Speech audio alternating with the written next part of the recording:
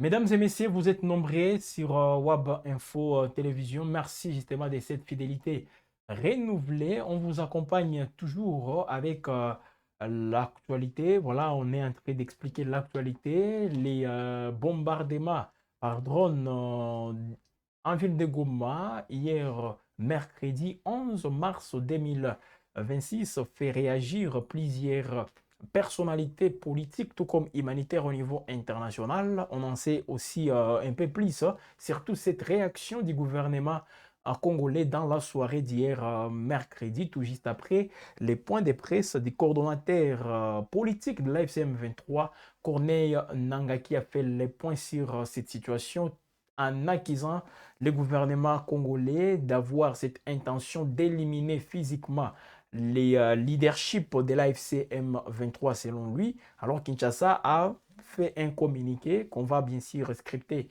dans ces Insta actualités. Voilà, vous êtes nombreux en train de nous regarder et ça nous fait toujours du bien. Alors, qu'est-ce qu'on peut retenir pour l'instant avec ces frappes des drones intervenus hier avant l'aube en ville de Goma? Voilà un quartier résidentiel visé, une maison abritant bien sûr quelques humanitaires, les Nations Unies, voilà avec son agence l'UNICEF qui est bien sûr beaucoup plus concernée. Alors on va donc revenir justement sur cette actualité avec les images qu'on vous a montrées depuis hier, montrera bien sûr combien cette maison a été aussi endommagée, a été touchée par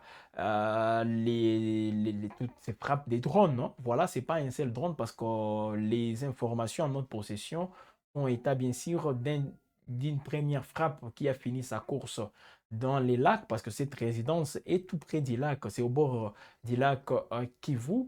Alors, il y a aussi d'autres précisions qu'il faut apporter. C'est pas loin de la résidence voilà, dans laquelle occupe souvent le président Félix Tshisekedi lorsqu'il est à Goma. C'est vrai, ça fait longtemps qu'il n'a plus foulé les sols de la ville volcanique, mais quand il est à Goma, il y a une résidence qu'il aime justement prendre. C'est tout près justement des celles visées par les frappes hier tôt le matin en ville de Goma. Voilà, tout d'abord, c'est l'AFCM 23 qui a fait une communication, mesdames et messieurs. Corneille Nangaa qui accuse le gouvernement congolais. Voilà, il y a déjà des gens qui, voilà, plutôt des accusations aussi graves. Le gouvernement congolais, selon les mouvements, veut à tout prix éliminer physiquement les leaderships de l'FCM 23. Ce sont ces leaders qui étaient visés, lui personnellement. Il y a aussi le coordonnateur militaire, Sultani Makenga, lui aussi, qui serait visé. Alors l'AFCM 23 qui confirme qu'il était même dans les visères des forces armées de la République démocratique du Congo, d'où toutes ces frappes. Alors suivez donc Corneille Nangaa dans cet extrait. Les images que vous êtes en train de voir, là c'est Corneille Nangaa et Bertrand Bissimo qui se sont dépêchés hier pour constater les dégâts et ils se sont même entretenus avec quelques voisins, les jeunes qui sont là, voilà, ils sont en train de demander, de poser des questions pour avoir une idée aussi précise de la situation. Mais vous le savez, mesdames et messieurs, dans la foulée, la FCM 23 avait déjà communiqué, annonçant la mort des trois civils tués, parmi lesquels, vous l'avez certainement compris, cette humanitaire française tuée dans ces frappes hier. Alors, suivez tout d'abord Corneille Nangaa qui a fait un point de presse dans la foulée hier, mercredi 11 mars 2026, en ville de Goma. J'ai pensé à une attaque de notre organisation. Toutes les frappes aériennes et terrestres dirigées par le régime de Tshisekedi ont principalement visé des cibles civils, loin derrière les lignes de front. La plupart des victimes des petites attaques sont des populations civiles. Ces attaques terroristes consacrent une violation systématique des différents accords de paix ainsi que le cessez-le-feu conclu entre le régime de Kinshasa et notre organisation AFC-M23. Ces actes barbares signent une mise à mort intentionnelle du processus de paix en République démocratique. 4. En fait, Kinshasa cible les membres du leadership de l'AFC-M23 ainsi que ceux de l'opposition politique. Il est indéniable que la plupart des attaques successives perpétrées par le régime de Kinshasa ces derniers mois visent particulièrement les hautes personnalités politiques et militaires qui forment le leadership de l'Alliance Fleuve Congo mouvement du 23 mars, AFC 23, ainsi que toutes les autres personnalités politiques vivant en territoire libéré. En ce qui concerne les attaques de ces matins, elles ont délibérément visé, notamment, le coordonnateur politique de l'AFC 23, Corneille Nangaï Belou, le coordonnateur militaire, Général Soutani Makeba, ainsi que les deux coordonnateurs adjoints Bertrand Bissimois et Yannick Frey. L'objectif dit de Kinshasa est bien entendu de décapiter d'une part la révolution et d'autre part l'opposition politique au régime, d'affaiblir ses principaux piliers politiques et sécuritaires et de forcer l'intensification d'une guerre régionale généralisée. Face à ces agressions répétitives et orgueilleuses, l'armée révolutionnaire congolaise, l'AFC, assumera son devoir de protéger les populations civiles sous sa protection. Toute escalade qui en résulterait relèvera de la responsabilité exclusive du régime de M. Tshisekedi. Alors que les mêmes jours ou quelques heures après ces points de presse de Corneille Nangaa depuis la ville de Goma, le gouvernement de la République démocratique du Congo a aussi réagi aux explosions survenues l'aube dans la ville de Goma. C'est justement pour un petit rappel, ces explosions qui ont causé des pertes en vies humaines et d'importants dégâts matériels. Dans un communiqué officiel que vous êtes en train de voir, les autorités congolaises disent avoir pris connaissance de ces incidents et réaffirment plutôt voilà, les rattachements au respect du droit international humanitaire. Kinshasa a exprimé sa profonde tristesse tout juste après la mort de plusieurs personnes, dont Madame Karine Buissé, ressortissante française et employée à l'UNICEF en République démocratique du Congo. Le gouvernement qui a tout de même présenté ses condoléances à la famille de la victime, à ses proches, ainsi qu'au gouvernement français et à l'ensemble de la communauté internationale, ou disons la communauté humanitaire pour être précis. Dans ces communiqués, mesdames et messieurs, l'exécutif congolais salue également l'engagement des acteurs humanitaires qui poursuivent leur mission d'assistance auprès des populations civiles malgré un contexte sécuritaire particulièrement difficile dans l'est du pays. Leur travail contribue selon les gouvernements à atténuer les souffrances des communautés affectées par les conflits et à documenter les crimes commis. Par ailleurs, les autorités affirment que les circonstances exactes de ces explosions survenues dans ces zones occupées ainsi que leur origine font actuellement l'objet d'enquêtes par les services compétents afin d'établir toute la vérité sur les faits. Ça, c'est le gouvernement congolais qui dit ici que les enquêtes sont en cours justement pour établir toute la vérité sur les faits. Le gouvernement qui réitère également son attachement à la protection des populations civiles et du personnel humanitaire sur toute l'étendue du territoire national, y compris dans les zones sous occupation. Il insiste aussi sur la nécessité du retrait des troupes rwandaises et de l'air supplétif de l'AFC M23 des zones qu'ils occupent illégalement. Kinshasa assure enfin rester engagé à collaborer avec les Nations Unies et l'ensemble de ses partenaires pour faire la lumière sur ces incidents et surtout renforcer la protection des civils dans les zones affectées par les conflits. Voilà donc les communiqués du gouvernement congolais, voilà, rendu public hier mercredi dans la soirée. C'était bien sûr après toutes les accusations. Depuis le matin, l'AFC M23 ne faisait qu'accuser Kinshasa. Hier, dans les points de presse animés à 15h, heure de Goma, Corneille Nangaa a encore réitéré les mêmes accusations contre Kinshasa. Et voilà le gouvernement qui répond sans pour autant répondre de manière directe aux accusations de l'AFC M23. Pour le gouvernement, les enquêtes sont en cours pour justement établir toute vérité sur les faits. Ça, c'est la réaction du gouvernement congolais, mesdames et messieurs. Alors déjà là, le gouvernement qui communique, et ça n'arrive pas tous les jours de voir le gouvernement congolais communiquer après un incident. Nous enregistrons toujours des morts à Beni. Nous enregistrons des morts à Lubero.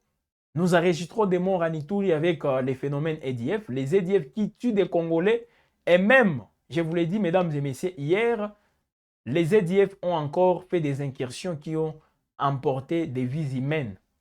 Hier, dans la nuit d'hier, mercredi à ce jeudi, les EDF ont encore opéré.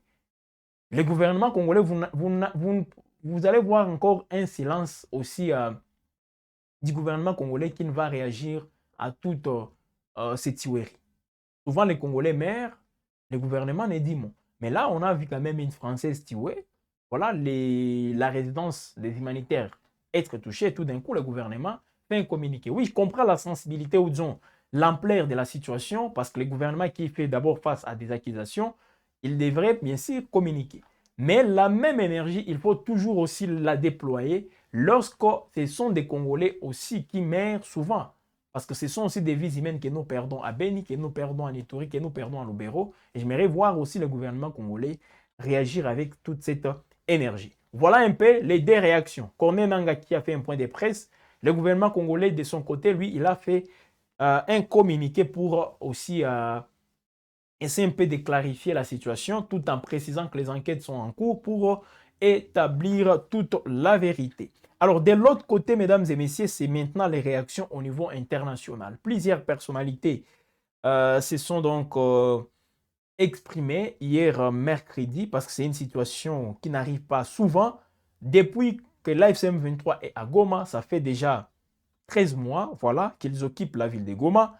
Eh bien, c'est la première fois qu'on voit une attaque des drones, mesdames et messieurs, frapper cette belle ville située à l'est de la République démocratique du Congo. Donc, après cette attaque, d'abord le président français Emmanuel Macron, lui qui a fait un tweet quant à ça, il a exprimé justement son émotion et son soutien à la famille de la victime ainsi qu'à ses collègues. Voilà, là c'est bien sûr le président français Emmanuel Macron qui a réagi directement. Alors donc ici il dit une humanitaire française de l'UNICEF a été tuée à Goma, à sa famille, à ses proches, à ses collègues. J'adresse les soutiens et l'émotion de la nation, a-t-il écrit sur les réseaux sociaux X. Comme vous le voyez, le chef de l'État français a également appelé au respect du droit humanitaire et à la protection des personnels engagés sur les terrains pour sauver des vies. De son côté, c'est bien sûr le vice-premier ministre et chef de la diplomatie belge, Maxime Prévost. Voilà, Maxime Prévost, il a fait aussi un tweet par rapport à ça. Lui, il est quand même, je dirais, un peu direct en s'adressant aux différentes parties prenantes à ces conflits. Maxime Prévost qui parle d'une attaque, donc l'attaque des drones à Goma ce matin a coûté la vie à une humanitaire et à plusieurs civils. Ce n'est malheureusement pas un incident isolé. On constate la multiplication de ce type d'attaques en violation du cessez-le-feu, a-t-il déclaré, appelant les parties au conflit à faire taire les armes et à privilégier la négociation. Donc là, Maxime Prévost lui insiste en disant que ce n'est pas la première fois qu'on assiste à des actes pareils dans la zone. Oui, c'est vrai, ce n'est pas toujours Goma, mais aux environs de la ville de Goma. Surtout dans le territoire des Massissi, c'est fréquent. Et il dit ici que malheureusement, voilà, l'attaque des drones à Goma ce matin a coûté la vie à une humanitaire et à plusieurs civils. Ce n'est malheureusement pas un incident isolé. On constate la multiplication de ces types d'attaques en violation du cessez-le-feu. Ça, c'est Maxime Prévost. Au niveau européen, c'est bien sûr la commissaire chargée de la gestion des crises, Adja Larbib, qui été des passages dans la région récemment. Elle est arrivée même à Goma. Elle est arrivée à Kigali pour rencontrer le président rwandais Paul Kagame. Et même à Kinshasa, elle avait rencontré les autorités congolaises, le président Félix Tshisekedi, bien sûr, et même quelques personnalités aussi du pouvoir à Kinshasa. Elle a donc rappelé que les bâtiments touchés abritaient des travailleurs humanitaires ainsi que du personnel de l'agence européenne chargée de la protection des civils et de l'aide humanitaire. Les humanitaires ne doivent jamais être pris pour cible. Les droits internationaux humanitaires doivent être respectés en tout temps, a-t-elle insisté. Voilà, mesdames et messieurs, plusieurs interventions. Alors, une attaque qui est intervenue aussi dans un contexte de tensions persistantes, justement dans la partie orientale de la République démocratique du Congo, où les organisations internationales font toujours, alertent toujours voilà, sur la dégradation de cette sécurité et surtout les risques, je dis bien les risques croissants pour les civils et surtout les acteurs humanitaires engagés dans leur mission aussi, je dirais, quotidienne.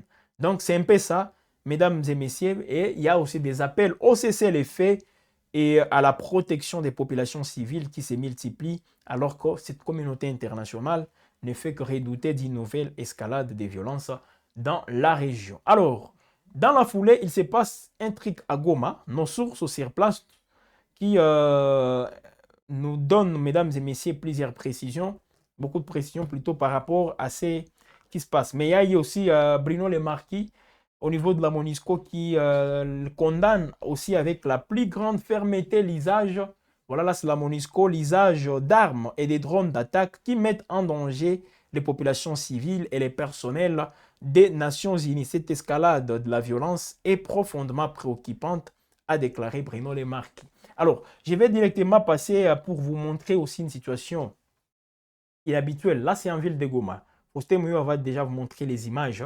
La marche de ce jeudi, tôt le matin, voilà. Là, pour ceux-là qui connaissent bien la ville de Goma, c'est au niveau du rond-point Signers, au cœur de la ville. Les ronds-points Signers, voilà, déjà, il y avait une forte mobilisation sur appel, là, voilà, d'une certaine, je ne sais pas si c'est une organisation, donc on a parlé d'une société civile qui a appelé les gens à manifester pour demander la protection de la communauté internationale, pour pousser Kinshasa à cesser avec les frappes. Alors, quand la marche est autorisée, déjà on peut dire oui, c'est favorable aussi pour la FCM 23. Regardez, il y avait une forte mobilisation depuis, c'est hier même que la marche a été annoncée et tout d'un coup, on voit déjà la mobilisation. Et aujourd'hui, même en ville de Goma, la circulation, oui, elle est là, mais elle n'est pas aussi intense comme c'est souvent le cas. Je ne sais pas si les gens sont mobilisés justement pour aller marcher ou même pour aller, non, parce qu'il y a d'autres qui ont peur, ils ne veulent pas ouvrir leur commerce par crainte, bien sûr, d'être soumis à des amendes, peut-être, parce que c'est ce qui se dit là-bas. Mais là, on voit quand même qu'il y a une mobilisation. Avec les images que Faustin Mouiwa vient de vous montrer, il y a une forte mobilisation. Oui, pourquoi? Parce que une société civile, une certaine société civile, a appelé les gens à manifester, à marcher, pour dire non aux attaques aussi qui deviennent de plus en plus récurrentes dans cette partie de la République démocratique du Congo. Voilà.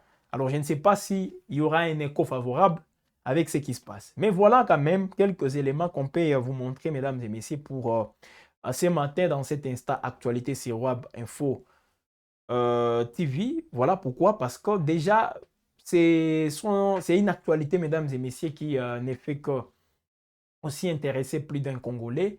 La ville de Goma ciblée par des attaques de drones. Hier, j'ai dit la première frappe a fini sa course. Le premier tir de drone a fini sa course dans les lacs Kivu. Et l'autre, c'est bien sûr qui a touché maintenant cette résidence dans laquelle les humanitaires sont abrités. Et c'est tout près d'une résidence aussi, souvent utilisée par le président Félix Tshisekedi quand il est à Goma. Avant les élections de 2023, Félix Tshisekedi avait fait les déplacements en ville de Goma, je crois, à des reprises. Et tout ce temps, il passait nuit dans cette résidence-là. C'est tout près de la résidence qui a été frappée. Et c'est là même à quelques mètres de la résidence aussi de l'ancienne première dame Olive Lembe Kabila.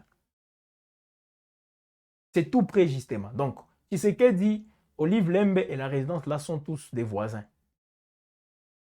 Sont tous des voisins. Mais c'est la résidence qui a été touchée, c'est toujours dans ces mêmes quartiers, bien sûr, même avenue d'ailleurs. Voilà, même avenue. Avec le président Félix Tshisekedi, il a une résidence là-bas. Je ne sais pas si cette résidence elle est occupée par les responsables de la FCM 23, parce que je l'ai dit même hier, plusieurs responsables de la FCM 23 habitent dans ces quartiers-là. Là, nous sommes au quartier Katindo, entre Katindo et Himbi. Voilà. Entre Katindo et Himbi, ils habitent là-bas. Voilà. Voilà un peu, mesdames et messieurs, les précisions qu'il faut aussi apporter. Alors, on est toujours à votre compagnie, Wab Info. L'actualité est en continu sur toutes nos plateformes, mesdames et messieurs. Abonnez-vous partout sur YouTube, bien évidemment. Et surtout, n'hésitez pas d'activer la cloche de notification pour rester tout le temps en alerte avec nos prochaines productions. Voilà, suivez-nous toujours. À chaque instant, on vous accompagne parce que nous sommes au cœur de l'actualité. Merci à Faustin Mouhiwalu qui nous a réalisé. Merci à vous tous aussi de nous avoir suivis. La journée est encore longue et Wab Info en est conscient. Voilà pourquoi les journaux vont intervenir. Les actualités, ne ratez pas aussi les moments du sport. Voilà, comme vous le savez, les léopards de la République démocratique du Congo, après déjà à faire les stages au niveau du Mexique, en attendant bien sûr les vainqueurs du match Nouvelle-Calédonie-Jamaïque pour jouer les matchs ultimes, la rencontre ultime qui pourra peut-être voir la RDC aussi aller se qualifier à la Coupe du Monde.